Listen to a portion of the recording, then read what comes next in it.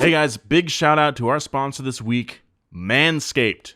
The best in men's below-the-belt grooming, Manscaped offers precision-engineered tools for your family jewels. Look guys, trimming downstairs, it's an ordeal, okay? If you don't have the right tools, it's pretty difficult. And now that it's getting really hot outside, you're going to want to make sure that you're as dry as possible. You know what I'm saying?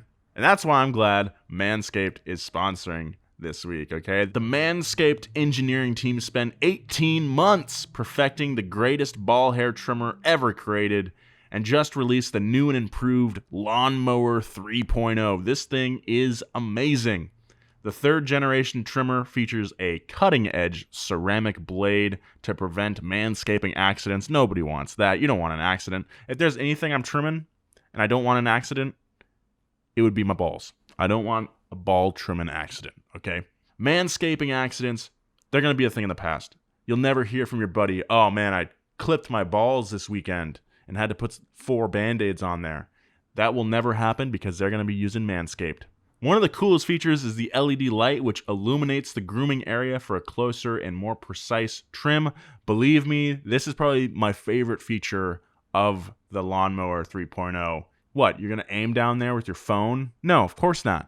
The government might be watching through your camera. You're not going to risk that. And it's too difficult to put a flashlight in your mouth and trim at the same time. I'm glad they put this light on this trimmer. Flashlight in the mouth sounds like a very specific reference, Nolan. Why might that be? Don't ask. I'm not going to tell you.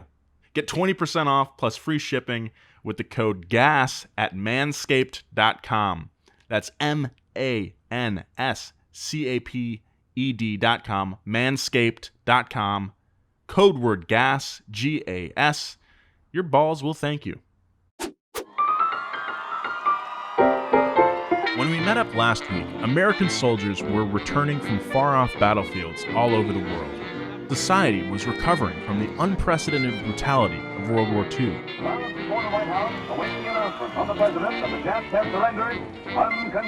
Some countries were better off than others. Aside from the Japanese assault on Pearl Harbor in 1941, the large oceans on either side of the U.S. protected the country from further attacks by her enemies. When the war was over, America's wartime economy was able to achieve a smooth transition to peacetime prosperity. The healthy job market that increased production meant that workers were being paid more than ever before, lifting millions of Americans into a growing middle class and starting families. This was called the baby boom.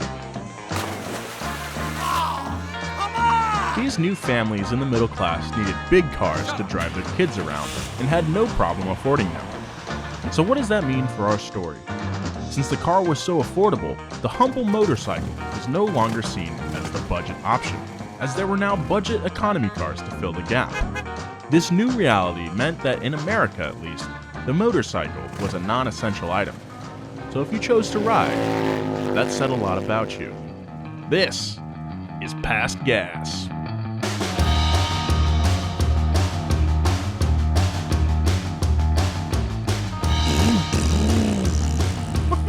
Said that you were cool. You were a cool dude. As a rebel and an outlaw. I hear those bikes riding in. That must be my co-host coming onto the show. Oh, motorcycle's got more power, baby. Joe, can I get fired up? Fired up, baby. Yeah, outlaws. I am Nolan Sykes. Thank you for listening to Past Gas. My co-hosts, as always, I have Mr. James Pumphrey. Fire it up, baby. Hey. Wait, I messed up. Hold on. Do me again. All right. Well, this is still the intro. James Pumphrey. Lightning. More power, baby. And Joe Weber. Fire it up, baby. Yeah, welcome back. This is part 2 of our series on the HELLS Angels and motorcycle history in America. Thank you so much for listening. How are we doing, boys? We're good.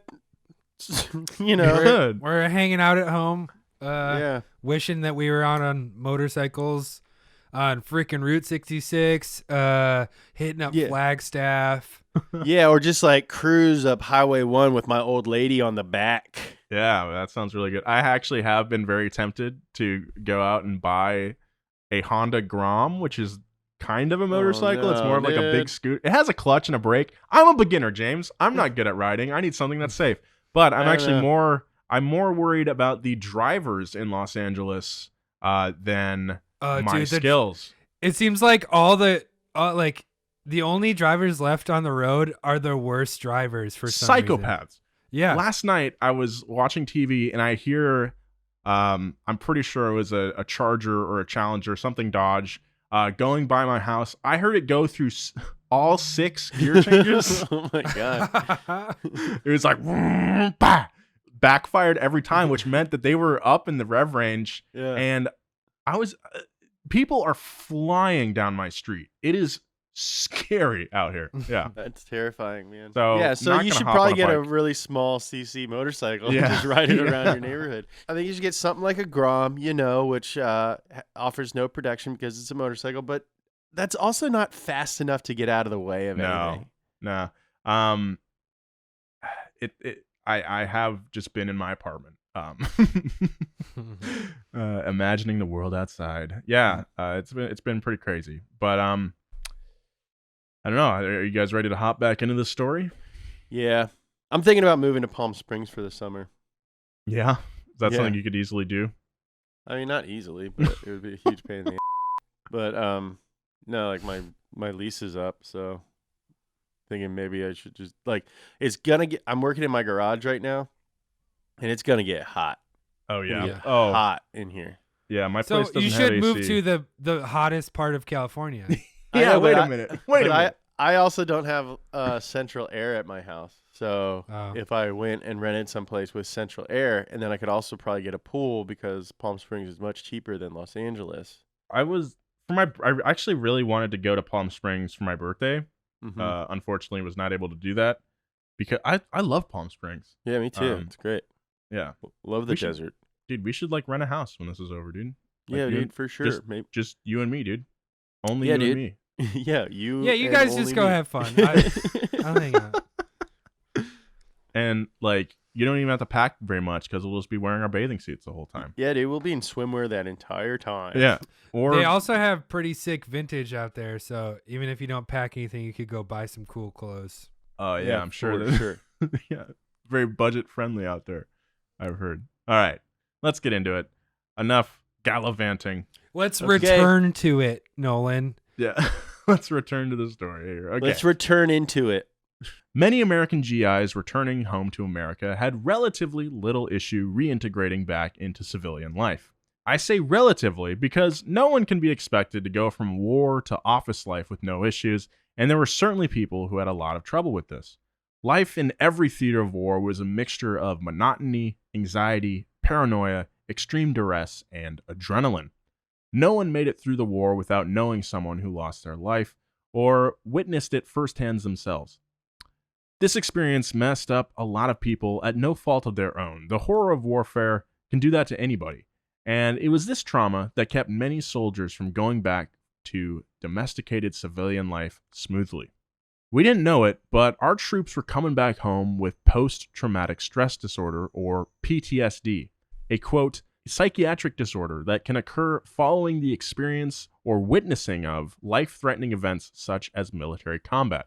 Well, they knew about it, but they called it shell shock. And they were just like, yeah, it's just a part of war. Exactly. People who suffer from PTSD often relive the experience through nightmares and flashbacks, have difficulty sleeping, and feel detached or estranged. Now, it goes without saying, because we've all heard of PTSD, but this affliction has a huge effect on your daily life. Beyond the mental trauma, something else is bothering veterans: a lack of camaraderie.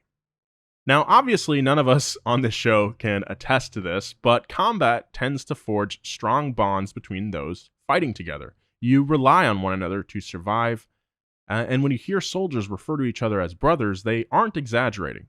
But in post-World War II America, you couldn't recreate that sort of bond at your office job. So, in an attempt to rekindle the brotherhood, lots of vets started reconnecting and hanging out.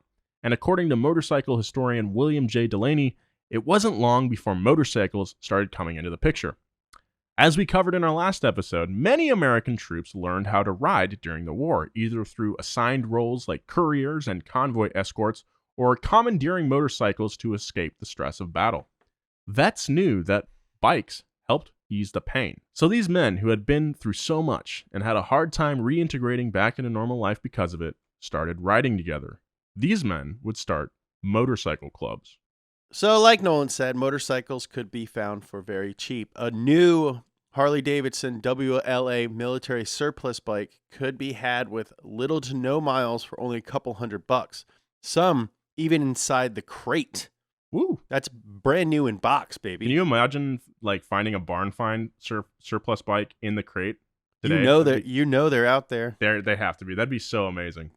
This allowed basically anyone to get their hands on a motorcycle. Of course, people weren't going to be riding the same olive drab army bike on the street. That would be freaking boring, and we don't like boring. So they started modifying them, giving birth to what would become chopper culture, and ensuring that almost no stock military surplus motorcycles would survive. Ah, there goes that dream. Yeah. In Europe, the availability of surplus Harley-Davidson WLAs and German-ridden BMW R75 helped establish a new love for off-road motorcycles and accessibility to motocross racing. But in the U.S., it was a bit of a different story. Yeah, on that note, motocross had actually been around in the same way that flat track and the velodrome racing that we covered last episode was going on in the U.S. Over in Europe, it was more about motocross and doing what were called scrambles, where guys were doing like point-to-point races over in through like the countryside. And that gave birth to the term scrambler, which is sort of like one of those vintage dirt bike things. Ducati makes one. They're very popular so now. cool. I think they're cool amazing. too. Yeah, they're All really those Husqvarna, like the 400 is so cool. That's my dream bike. Huskies the Husky. They make really cool bikes. They also make chainsaws, which is pretty bad too.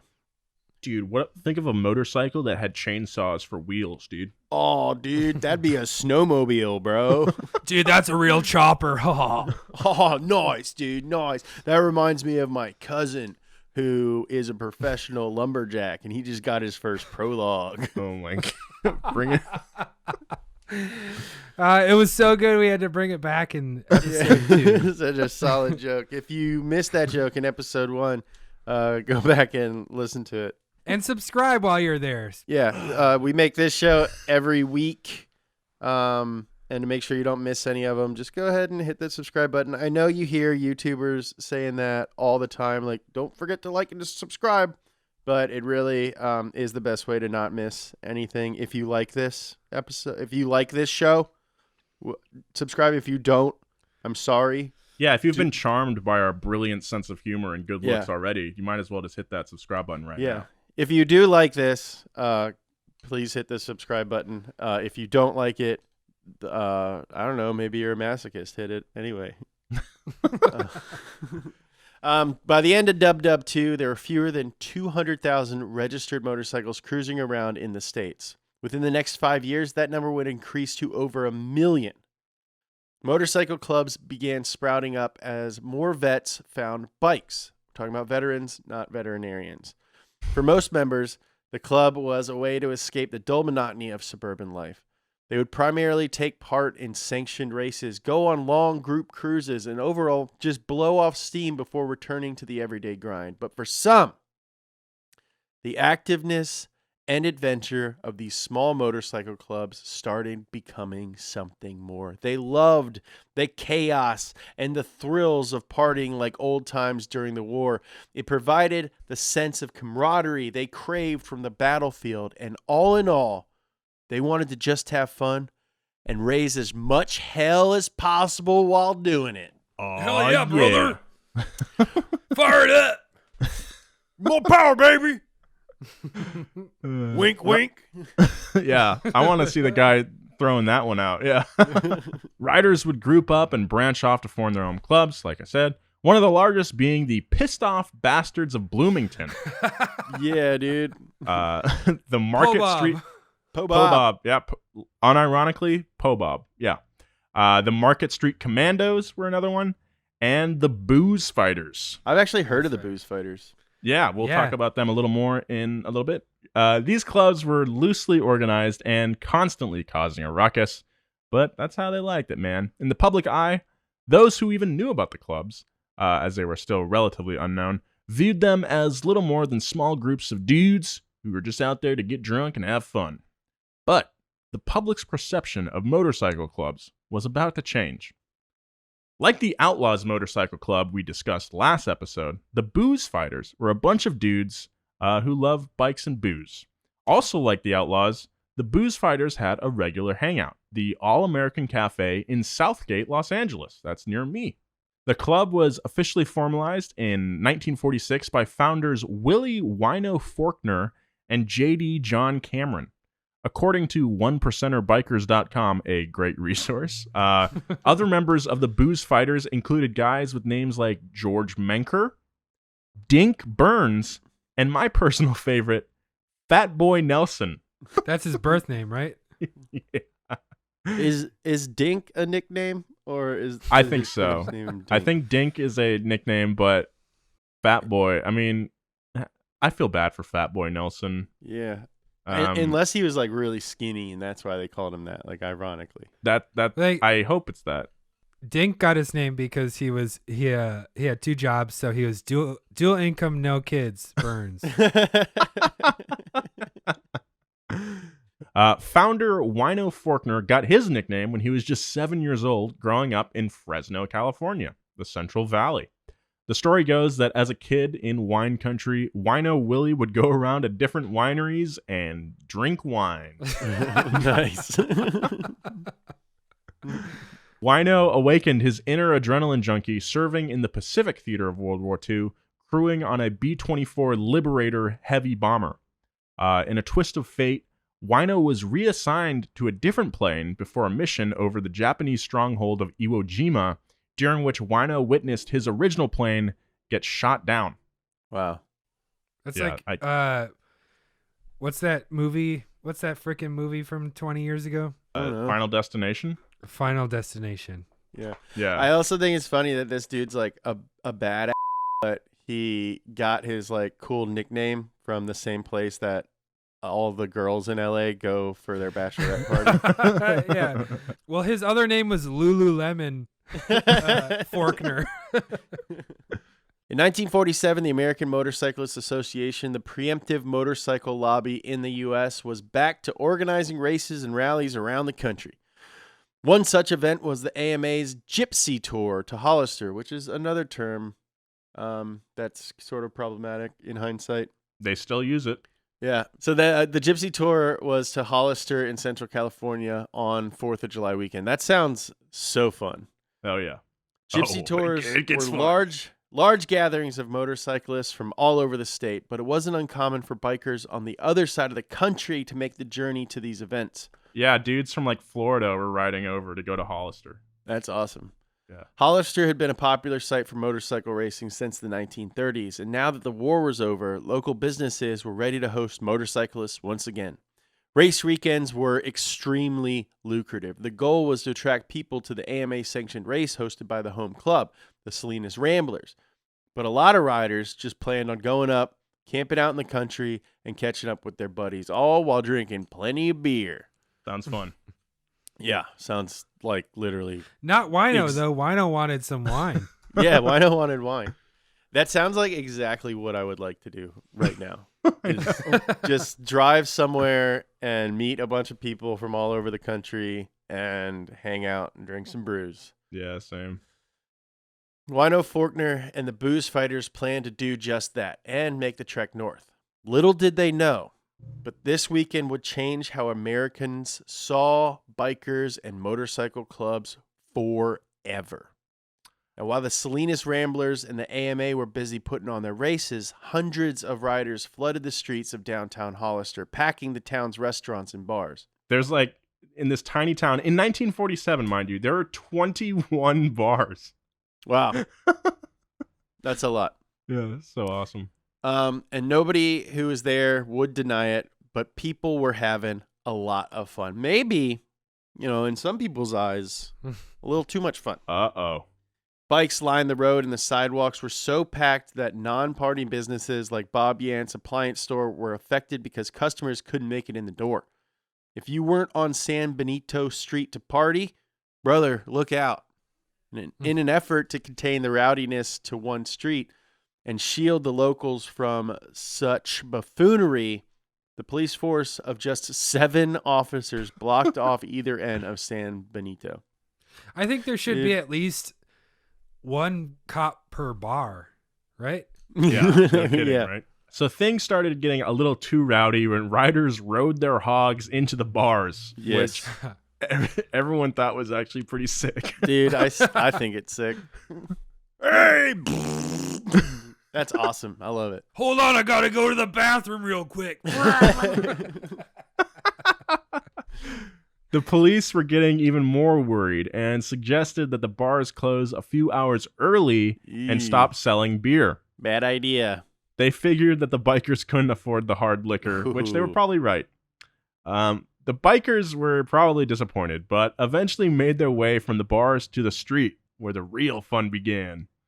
The police and townsfolk watched in awe as the riders staged drag races down San Benito and held impromptu wheelie contests that would have made Evel Knievel proud. Dude, actually, this actually I'd be surprised if Evel Knievel wasn't there. It sounds probably like sick. 16. Yeah. What year is this? 47. Yeah, he was like 12. Okay, so I guess he wouldn't have been there. Oh well. But he heard about it. Probably. And he was like, that sounds great. I'm going to extort somebody for protection money. But fun like that doesn't go down without a price. The numbers vary, but anywhere between 20 to 60 riders were hurt during the takeover, and about 60 riders were arrested for misdemeanors like disorderly conduct, public drunkenness, and reckless driving. But most of those guys were released shortly after. Even our boy Wino was thrown in the clink. Quote, they had arrested Red, which is another one of the booze fighters, for drunk and disorderly, and a bunch of the guys who had gone over to the jail. We was gonna break him out, right? So man, I went over there and I told the fellas, let's forget this Wild West stuff.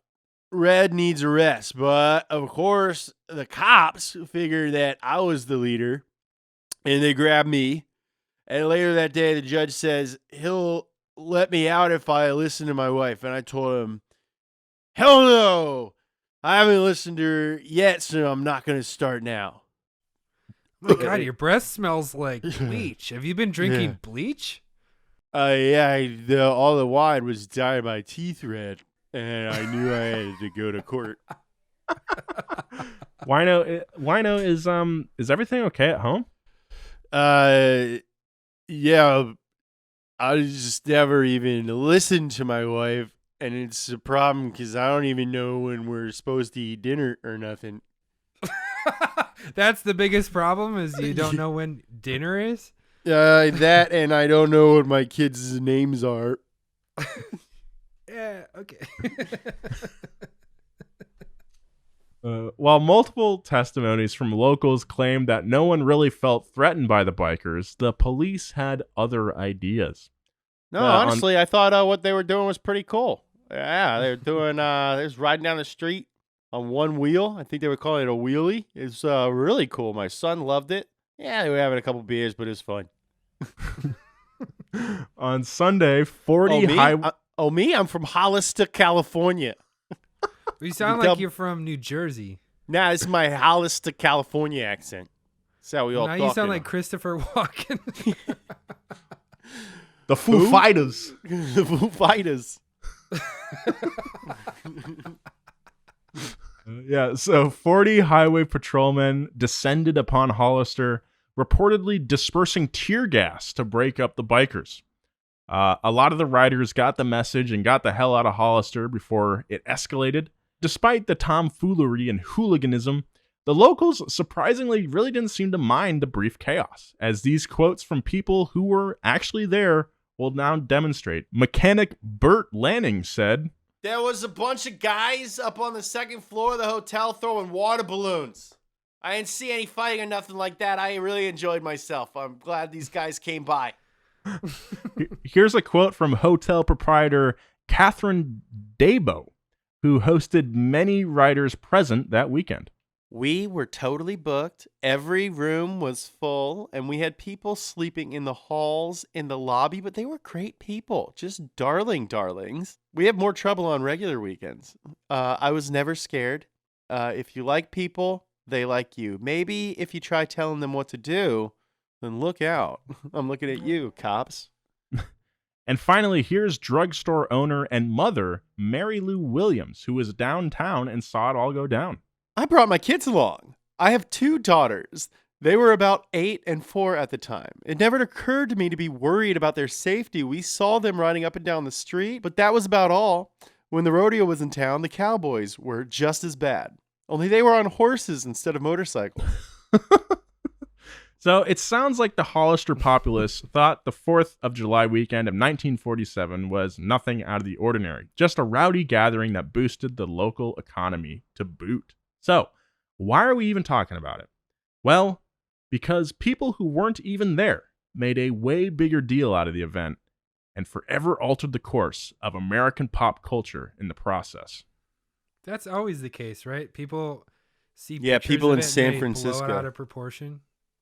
Exactly, as we will now see. At first, it started with newspaper reports from the far-off San Francisco Chronicle detailing the happenings of the weekend. Headlines like, "Havoc in Hollister" and "Riots, Cyclists Take Over Town" made it sound like thousands of bikers came through town and ripped the place apart.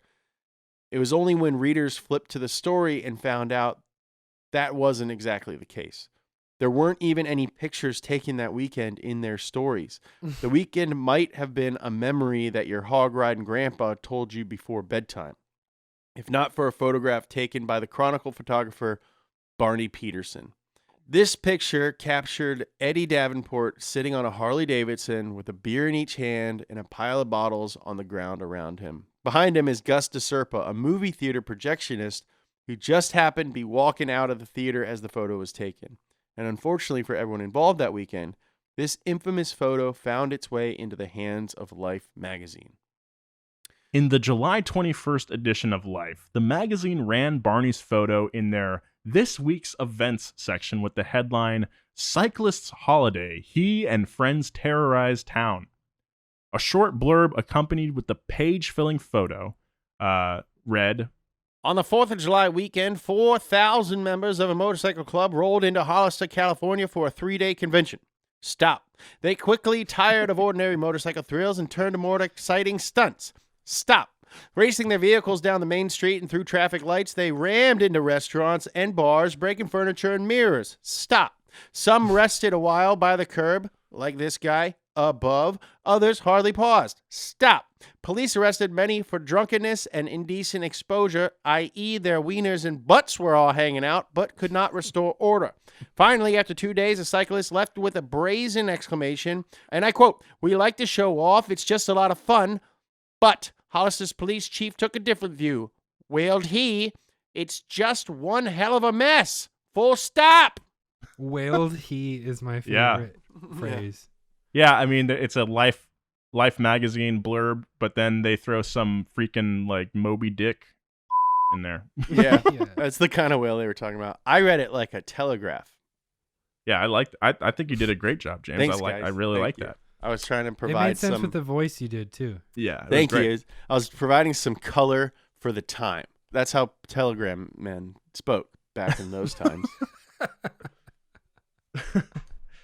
While the San Fran Chronicle story did little to amplify the Hollister event around the country, Life magazine was a national publication and thrust that weekend's events into the mainstream. Since the end of World War II, bikers were somewhat of a niche community, but now they were seen as violent ruffians, hell-bent on destroying all that was good and holy, if you just add alcohol.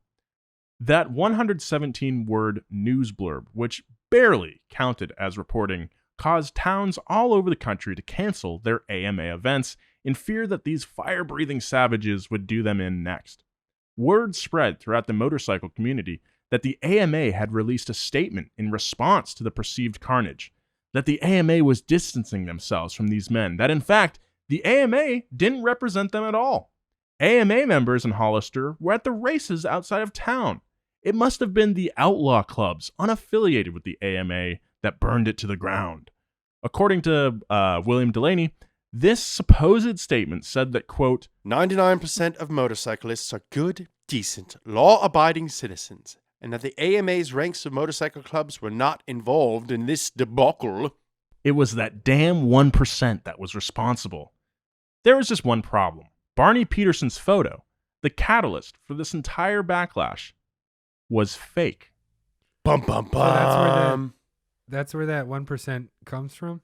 The 1%? Yeah, and actually, we'll talk about that a little later, but that isn't entirely accurate either. But let's talk about this photo first. Turns out, the subject of the photo, Eddie Davenport, the now infamous drunk on the bike, was just that, a drunk. There's still speculation to this day whether or not he was a rider at all. The man in the back of the photo, Gus DeSerpa, a guy who many probably saw as the American ideal, contrasting Davenport's degeneracy, was in fact trying to stop the photo from being taken in the first place. Quote, I saw two guys scraping all these bottles together. They had been lying in the street. Then they positioned a motorcycle in the middle of the pile. Well, after a while, this drunk guy comes staggering out of the bar, and they got him to sit on the motorcycle and started to take his picture. And I thought, well, that isn't right. And I got around against the wall where I'd be in the picture thinking that they wouldn't take it if someone else was, in the picture. But, turns out they took it anyway. A few days later, the papers came out, and I was right there in the background. like many other Hollister locals, he denied that he ever felt in danger that weekend, adding, They weren't doing anything bad, just riding up and down, whooping and hollering. Not really doing any harm at all. They were even picking up bottles because bottles is litter. It is. You're right, Gus. Bottles is litter. I got an idea for a thing. I'm going to call it recycling. We can take all the old stuff and turn it into new stuff. Whoa, this was the guy that invented recycling? That's so Yeah. cool. Support for past guests is brought to you by Manscaped, who is the best in men's below-the-belt grooming. Manscaped offers precision-engineered tools for your family jewels. Fellas, I think we've all been there. Things are getting a little crazy downstairs, and you decide to take matters into your own hands. Bad idea. Don't use scissors. If you're going to use scissors...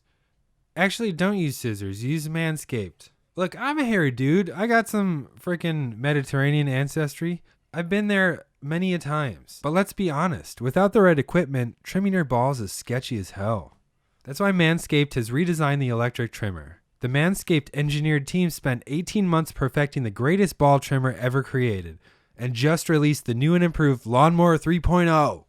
Their third generation trimmer features a cutting edge ceramic blade. Obviously, it has to be cutting edge because it's a blade. Millions of sacks worldwide are about to be nick-free thanks to Manscaped's advanced skin-safe technology. They've also upgraded to a 7,000 RPM motor with quiet stroke technology. Is everything an innuendo with this company? You tell me. If you're listening right now, I want you to experience it firsthand for yourself. Get 20% off your purchase and free shipping with the code GAS at manscaped.com. That's 20% off with free shipping at manscaped.com and use the code GAS. Let me tell you, your wife is going to love you for it. And anyone else who sees your balls, they're going to freaking love you. Okay, guys. I know we've been waiting to hear about the Hells Angels, and we've had to set up a lot of context. And I apologize for that. It's probably been a long wait. You've really for everybody been listening. edging us, Nolan. Yeah, sorry. Give me some of that Hell's Angels. All right. So, as we've previously mentioned, perhaps exhaustively at this point, a large majority of motorcycle club members were ex-military and fought in World War II. Many of these people were dealing with physical and emotional trauma that would haunt them for life. As a result of such horrific trauma, some members of these clubs were not always the most agreeable, even with each other. Constant infighting resulted in members eventually splintering off to form their own clubs. I would imagine, sorry to cut you off for a second.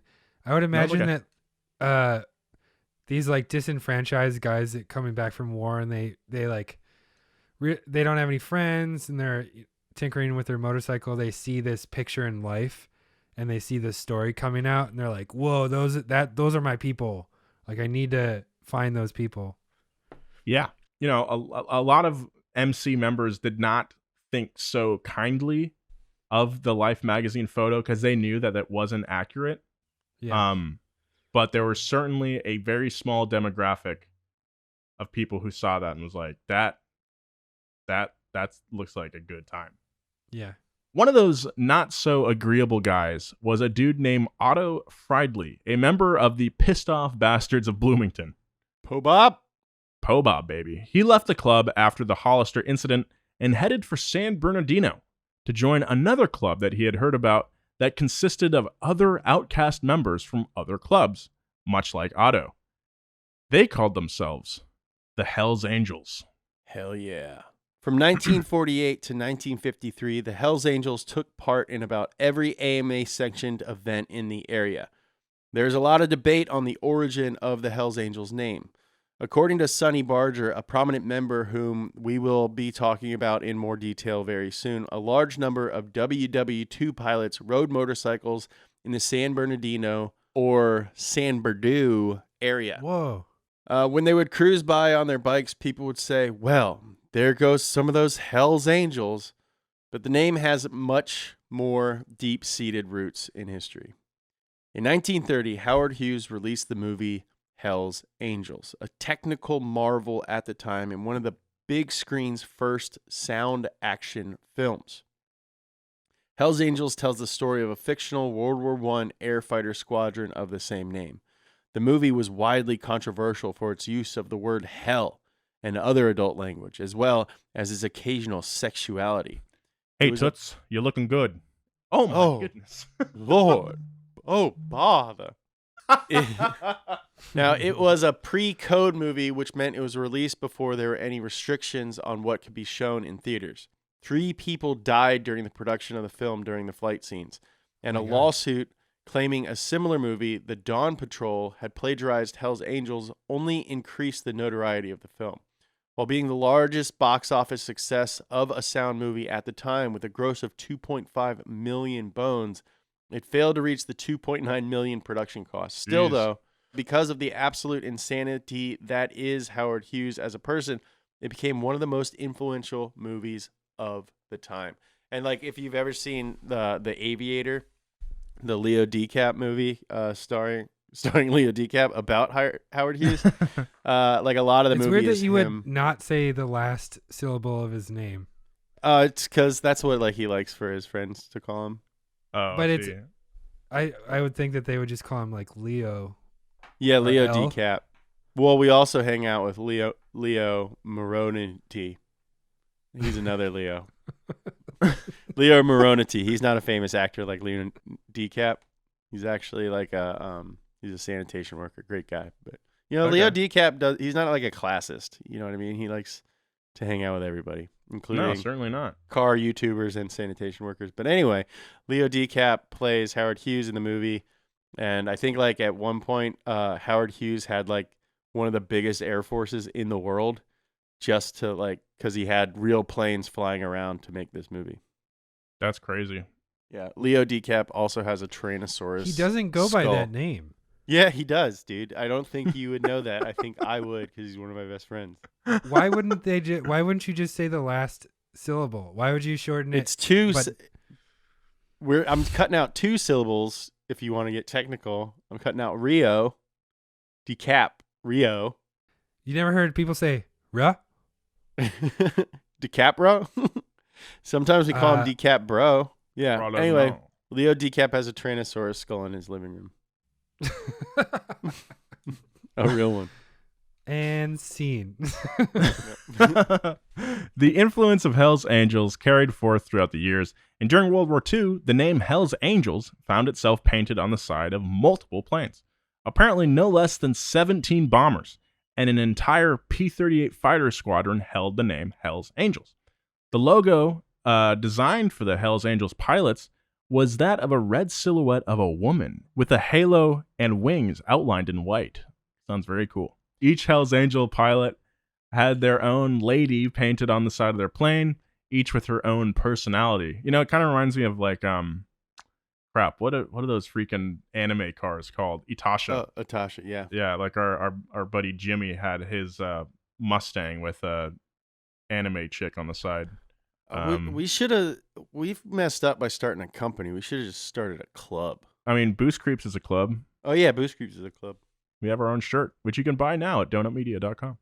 Anyway. Anyway. We should start a gang called Team Wangan Donite. What is that from? From Like the Team Midnight episode. Team Wangan Midnight. Team Wangan Donite. But Donite? Yeah, Donite. It's a bit of a stretch, I think. I think it's cool. All right. Anyway, the colors of red and white were used consistently throughout each plane, much like the Hells Angel Motorcycle Club logo that we'll learn about a little later. When the media first picked up on the Hells Angels in the following years, they wanted to write a story that would sell the most papers. So they told an origin story of a group of misfit World War II bomber pilots of the 303rd Bomber Division who were violent offenders and drunks who were incapable of completely adjusting to home life and would repeatedly show up to their flight duty intoxicated. I mean, it sounds like a very cool story. While some of it may be true in regards to some of the people being incapable of adjusting to life after combat, the 303rd was a true force to be reckoned with during the war. It was a real division, but not everything was accurate about it.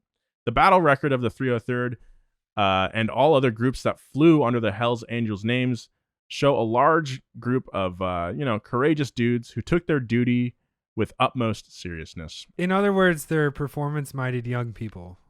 That's right. That's right. The 303rd Bomber Group flew 364 combat missions. They dropped 26,346 tons of explosives and is credited with 664 enemy aircraft destroyed. Wow. Pretty good. Yeah. One of the most notorious groups to fly the Hells Angels name was the American Volunteer Group, the AVG, a secret American volunteer division of the Chinese Air Force. The AVG was more informally known as the Flying Tigers. Interestingly enough, the Hells Angels weren't the only interesting thing to come out of the Flying Tigers. Racing legend, sexual deviant, and part-time oil/gold miner Smokey Yunick also flew B-17s in the Flying Tigers and smuggled goods in China during and shortly after the war. We actually covered this Playboy smuggler, one of the cool, I think maybe the coolest person ever. Yeah, still Smokey, the coolest figure we've had on the show so far, for sure. We covered him in episode 7 of Past Gas. So if you haven't already checked it out, check it out. And if you're digging into older episodes, go ahead and hit that subscribe button so you don't miss any more. You can learn what he called his penis. And what he called his beard. What he called his beard. That's right. You can learn about his body hair. It's a very, very interesting episode. In 1953, The Wild One starring Marlon Brando hit the big screen. It was a tale of a biker gang, or as the movie states it, jazzed up hoodlums that wants nothing more than to wreak havoc as they take over the small town of Wrightsville. The Wild One is considered to be the original outlaw biker film and was based around the sensational media coverage of the Hollister quote-unquote riot. While filming the movie, the director decided that the roles of the biker gang, the Black Rebels MC, should be played by real bikers and hired real Hells Angels members to fill the roles. During production, Kramer, the director, asked them what they were rebelling against, to which one cyclist replied, "What do you got?" That line was immediately incorporated into the script and is one of the most famous lines from any movie or Marlon Brando's entire career. That quote would also become the mantra for the rebellion that was growing on the road. Do you guys listen to Black Rebel Motorcycle Club at all? Mm-hmm. Yeah. They're pretty cool. There you go. I never put that together. Well, okay, so this movie, when it came out, I mean, it's just like it just further enforced what people thought about motorcycle clubs, thanks to the, I hate to use this term, but thanks to the fake news of the Life magazine article. You know? Mm-hmm. Imagine writing a script for a movie based on a Life magazine blurb. I wrote a treatment and outline for a movie and then pitched it based on when 2 Chainz was in his tour bus and refused to open the door because he had weed on him, and he had that standoff with the police. I don't remember. Was that when he was? Was that when he was still known as Titty Boy? No, No. he was 2 Chainz. So yeah, Nolan, I can imagine writing a movie based on a news article. During this time, the Hells Angels was only one of about a dozen motorcycle clubs around the country. There was no real organization between the clubs, and they had almost no contact with each other besides at those gypsy runs. But that was about to change. My favorite motorcycle club is the Sons of Anarchy. Oh no, dude, we're gonna have problems because my favorite is the Mayans. Oh, dude. I just like all seasons of that motorcycle club. Yeah. In 1954, the Hells Angels absorbed the Market Street Commandos in San Francisco. That's and a made sick them name too. Yeah, and made them the second chapter of the organization. It was the head of the Frisco chapter, Mr. Frank Sedelic, who designed the now infamous Death Head insignia. The design had stylistic cues taken directly from the insignias of the 85th Fighter and 552nd Bomber Division during the war. While it was Sedelic's design that allowed all members to unite under one image, it was Sonny Barger who truly connected the organizations and established the Hells Angels we are familiar with. Ralph Sonny Barger was a high school dropout who forged his own birth certificate at 16 so he could fight in the war. Look, I was born this year. It didn't take long, though, until his true age was revealed, and at 17, he was honorably discharged and sent back home to Oakland, where he purchased his first motorcycle. At the age of 18, he established the Hells Angel Oakland chapter. It wasn't until after he had established the chapter that he realized the Angels could be so much more than a group of loosely connected clubhouses. To unite the Hells Angels, the club first needed to become more publicly recognized. Fortunately for Barger, it wouldn't take long for the club to get an opportunity. Less than a year after establishing the Oakland chapter in 1957, a group of Angels were headed to Angels Camp, California for an AMA Gypsy tour, much like the Hollister one that we talked about earlier. As Barger put it in his autobiography, during the Gypsy tour, 2 Sacramento Hells Angels raced out of town at speeds of over 100 miles per hour. As they crested the top of the hill, their bikes sailed into the air, crashed down on a pack of riders coming up the hill. Both Sacto members were killed, and the accident scene was pretty ugly. The AMA wore a big black eye after the papers wrote about it, and they decided to cancel any such future events. Oddly enough, while the AMA looked bad, the publicity sparked even more enmity toward the Hells Angels from the straight world. But as the French saying goes, I don't know how to say French. Succès de scandale. Basically, the only bad press for the club was no press, and the membership rate took off from there. Over the next decade, Barger established the law of the land for new members. New members had to be vetted. There was an application process. Dues were paid to maintain the clubhouse, and all members had to promise to protect each other no matter what. So this is really the turning point that we see for the motorcycle club. This is when it gets America. serious. This is when it gets heavy. It becomes a lifestyle. Yeah, before it was like, I mean, I think guys took it pretty seriously before this, but it was more of like, hey, man, like, you guys are my freaking bros. We're going to drink. We're going to ride. Mm-hmm. Everyone's against us. Let's prove to them that we're no one to be with. Yeah. Well, that's what the Hells Angels are saying. It's like, hey, now we got to protect each other. And that means freaking doing battle. Yeah, they become organized. Yes. Most importantly, though, Barger established a uniform for members to wear. Leather or denim vests were to be worn with signifying patches to denote what club and chapter you are part of, as well as what rank/accomplishments you have achieved within the club. These like vests, the Boy Scouts. Yeah, just like the Boy Scouts or the Girl Scouts. Yeah, I'm sure they'd love to hear that. It's like the brownies. It's like the brownies. You sell enough cookies, you get a patch on your cut, right? That's what they call them, cuts. Or colors, is what they also call them. And these cut or colors are still one of the most defining traits of any motorcycle club. It is, I like seeing dudes roll by I love seeing the dudes roll by. That's all I'll say. No, I love motorcycle. I love club vests. I think I got this one for they're helping pretty cool. an old lady cross the street. Oh, they're not the Boy Scouts. No, they're the Girl Scouts, dude. I did 40 hours of community service for this one. Packed lunches for the homeless. This one's for surfing. This one's for sewing. I made a basket to get this one. I haven't said anything. I'm taking the respectful route. I think the Hells Angels are cool. Now remember, after the Hollister incident a decade ago, the AMA supposedly declared that 99% of all bikers were very good people, and not to let the 1% ruin it for the rest of society. Well, the Hells Angels began wearing that 1% tag like a badge of honor. As a result, one of the many patches you could earn was the 1%er badge. It signified the biker who was proud to be one of the happy few and was not afraid to show it. There were other patches such as the Filthy Few patch, which symbolized that you had killed for the club. Let's talk about that 1%er thing real quick, because that's like a big thing. There are outlaw clubs, which are just unaffiliated with the AMA, and then there are 1%er clubs like the Hells Angels. But the terminology 1%er, like, you know, like you said, supposedly comes from that AMA press release. But it seems to add up. It seems it doesn't though. There's no record of the AMA ever putting out this press statement. The AMA, they've said they have no record of it. Nobody can find anything like this, and it actually comes. It was more of hearsay that they put out a statement like this.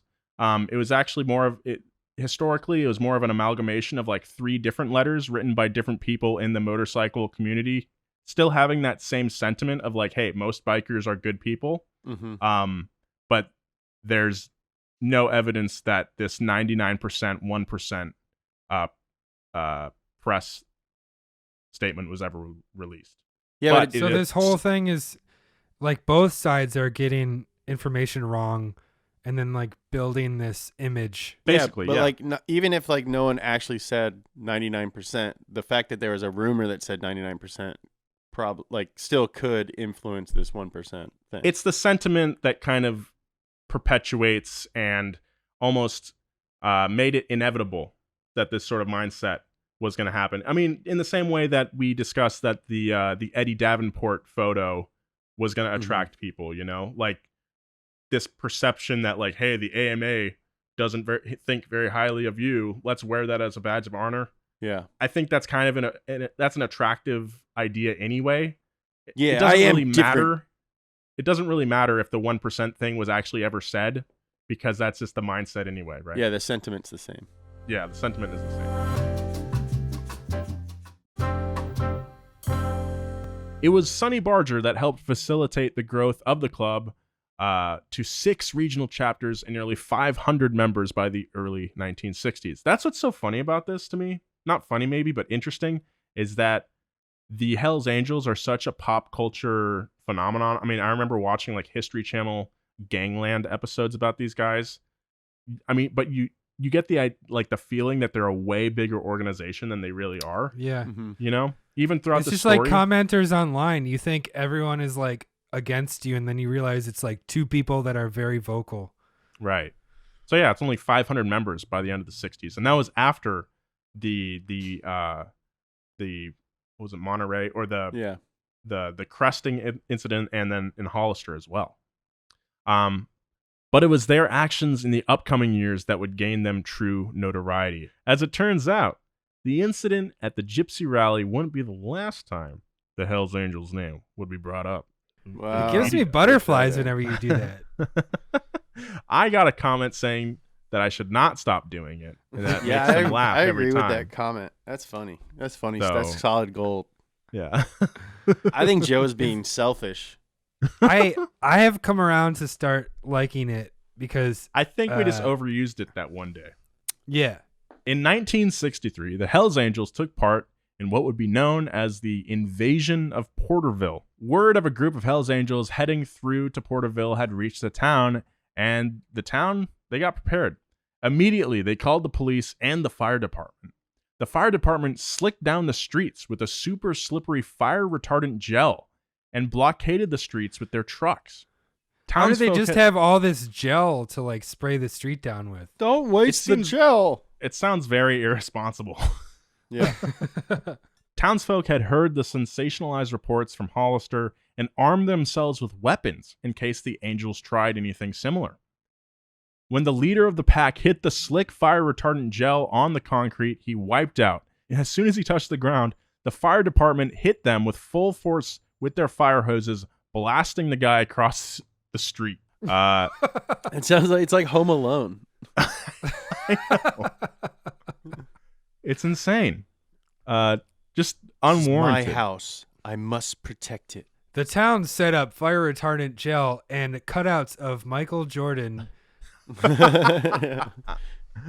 Other than that, though, nothing super crazy happened in Porterville. You know, nothing crazier than the fire department blasting dudes with fire hoses for no reason. It's just like it scared people turning out to be like the jerk. Yeah, just insane. It wasn't until a year later in Monterey that things really took a downward spiral. In 1964, a large group of Angels entered the fishing village of Monterey, California, rolled in on Labor Day, hoping to party and raise money for the funeral of a fellow rider. All that is fine and dandy, but what followed was 3 days of chaos. Fist fights broke out in the streets. People rode by knocking off car mirrors with bats and breaking windows. In a twist of events that now seems inevitable, Monterey turned into exactly what the media had falsely claimed about Hollister. Here's what I was like, I said earlier, it's almost like sensationalism only makes things inevitable, you know? Yeah. Wasn't smart. Yeah, the media created this character for these guys to strive to be. Exactly. Yeah. Most notoriously, though, in Monterey was an accusation of rape from 2 girls in the town. 2 girls, aged 14 and 15, accused 5 to 10 members of the Hells Angels MC of gang raping them at the beach in Monterey. 4 Hells Angels were tried for this case. This is a super important event in Hells Angels history, as it was the first time the Angels ever defended their members in a legal battle. Since they could not upfront afford the price of the lawyers, they decided to try and earn the money in a new way. Supposedly, the events in Monterey is what caused the Hells Angels to enter the drug trafficking business. Yeah, I mean, this is another huge turn for the club. We're so far gone now from the early days of MCs, you know. I think it's important to mention that they were all most of them were using drugs at this point. So yeah, that is true. It was like only a matter of time, I feel like. Yeah, why are we paying for all the drugs, man, when we just buy them and then other people will pay us for them and then we'll also have all the drugs, man?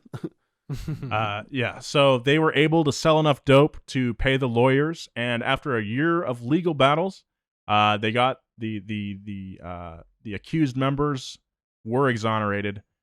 But most importantly, out of this whole ordeal, they realized that they could sell product very quickly and for a huge profit. After the dust had been kicked up by the trial, Attorney General of California Thompson C. Lynch issued what would famously be known as the Lynch Report in 1965. This report singled out the Hells Angels as an absolute threat to society and that they must be stopped at all costs. By that time, the Angels had accumulated a total of 874 felony arrests and 1,682 misdemeanor arrests. So it wasn't exactly an unfounded accusation. And they only had 500 members? Yeah. Probably a little more at that time, but that is insane. Yeah. It's like one guy who has 1,200.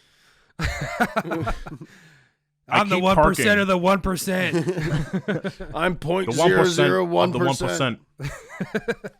But the Lynch report reads like a piece of fiction. At one point, he claims that you could tell a biker purely by the way that they smell. This guy sounds like weird. lilac. Yeah. In another section, he wrote, "It is alleged that any new member must bring with them to the meeting a woman or girl, termed a sheep, willing to submit to sexual intercourse with other members of the club." Now, while the Hells, right? Now, while the Hells Angels are notorious for their lack of respect towards women, and it's almost certain that things like this may have occasionally taken place, it was apparent that the Lynch report was filled with a lot of hyperbole just to catch the public's attention. Again, like Lynch, I think there was a legitimate worry in his case, but to make his report entirely this sort of like hyperbolic, and they eat babies. Yeah, they do. Mm-hmm. It's like lies built on top of lies built on top of lies. All starting with that Hollister incident. Yeah, they smell and they eat babies and they break beer bottles and they eat beer bottles too. I heard that one of them is a lizard man, but he's got the back of a horse. But the horse ain't a nice horse who listens to you. He's the kind of horse who says, "No, sir, I don't want no apples. I'll just have a baby and some broken glass, please."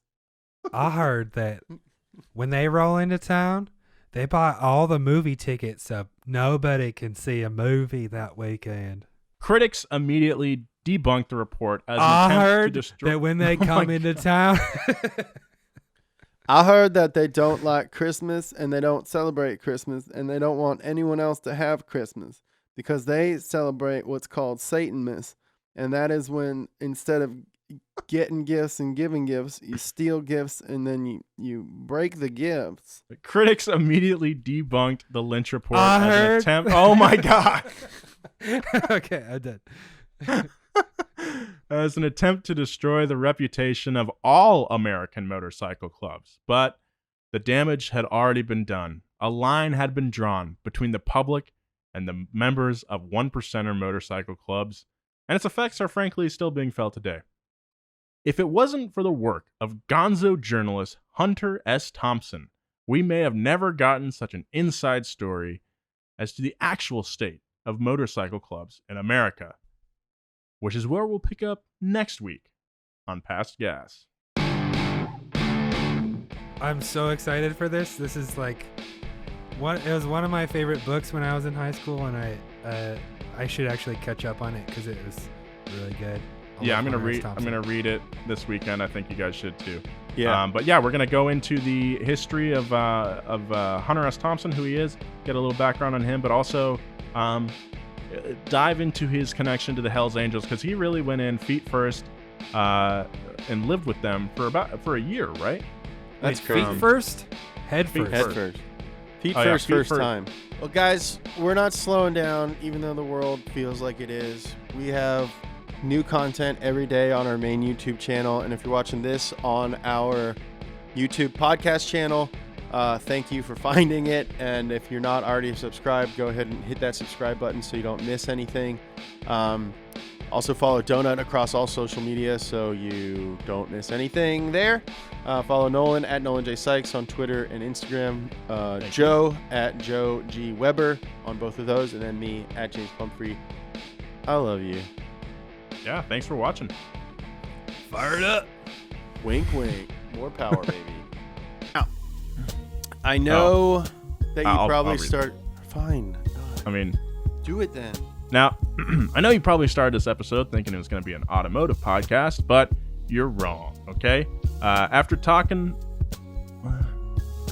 Oh, I was going to delete that part. Never mind, James.